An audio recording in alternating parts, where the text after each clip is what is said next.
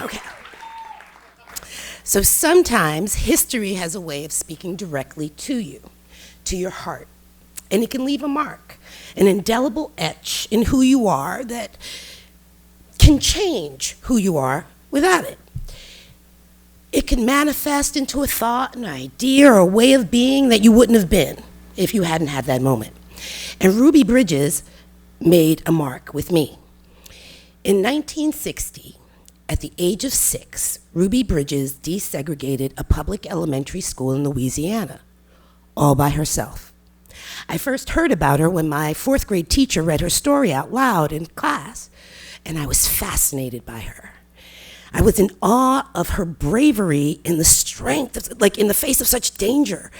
U.S. Marshals were called in to escort her safely to and from school. Her act was deemed so dangerous.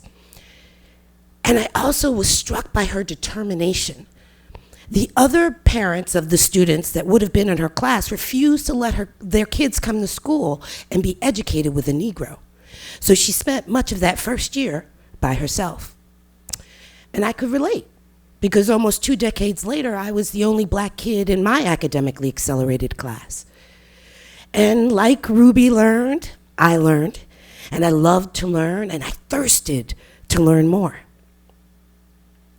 So it's no big surprise that I became a teacher. Thank you. Teaching young black and brown minds in Brooklyn. And even then, Ruby was with me, because every year in my classroom hung a poster of the portrait that was painted of her by Norman Rockwell, called The Problem We All Live With. It depicted Ruby on that fateful first day, so small amongst the long legs of the marshals. I used it to springboard a discussion with my students about the difference between the spirit of the law and the letter of the law. Fast forward to June 2019. I have moved toward social justice and now work with youth in detention.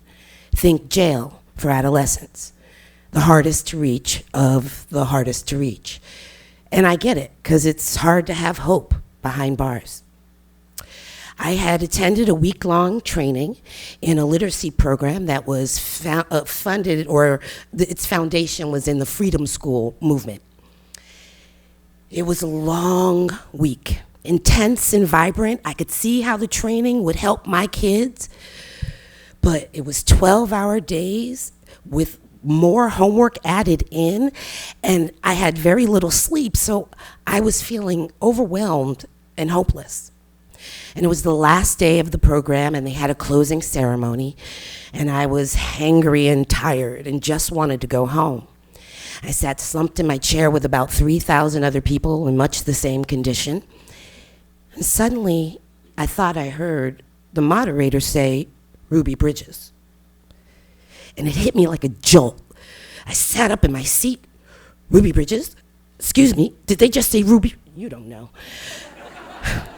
And so I reached down and grabbed a discarded program up from the floor, and I looked and I found that, oh my God, it was my Ruby Bridges. And immediately my eyes welled up with tears and they began to fall.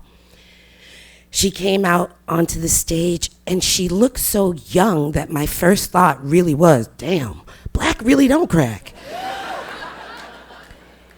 And then she spoke so eloquently, not of what she had endured, although she added more information. Behind the car that the U.S. Marshals used to drive Ruby to school marched every black member of her town. How beautiful an image that was. But she didn't speak more of that because, sadly, many of the younger kids in the audience didn't know who she was. But instead, she connected to them by exalting the amazing freedoms today that we have to create change. And she challenged them to do just that as a way to pay it forward. When she was done, the moderator said that there would be time for 1 or 2 questions, and I shot out of my chair like a bullet, hand raised high in the air on my tippy toes. I was so intent, my focus so single-minded to talk to my hero that I did not even realize that I had begun to chant breathlessly, "Pick me, pick me, pick me," until I began to notice that the people sitting around me started pointing to me and say, "Pick her." And they picked me. And as I walked to the mic, I was transformed back into my 9-year-old self when I'd first heard about her. And I don't remember what the first person asked or what she answered, but I do remember that when it was my turn, she looked very kindly at me. And I thanked her for her act of defiance that directly led to my ability to graduate from an Ivy League institution. And I thanked her and told her what an inspiration she had been to my life and what role she had played in my classroom. And then I asked her the questions I had been burning to ask her since forever. Was the white woman that taught you kind to you? And did you love having the teacher all to yourself? Because I was a super nerd, and to me that sounded like Nirvana. And she answered in the affirmative to both. But then she went on to thank me and tell me that I was an inspiration to her. Now, you know I don't remember what else happened because I passed out on the spot. However, I do remember the feeling. I remember thinking of the kids that I work with back in Brooklyn and wanting to know how I could convey this feeling to them, this joy, this energy, this ability to speak to history and make another mark.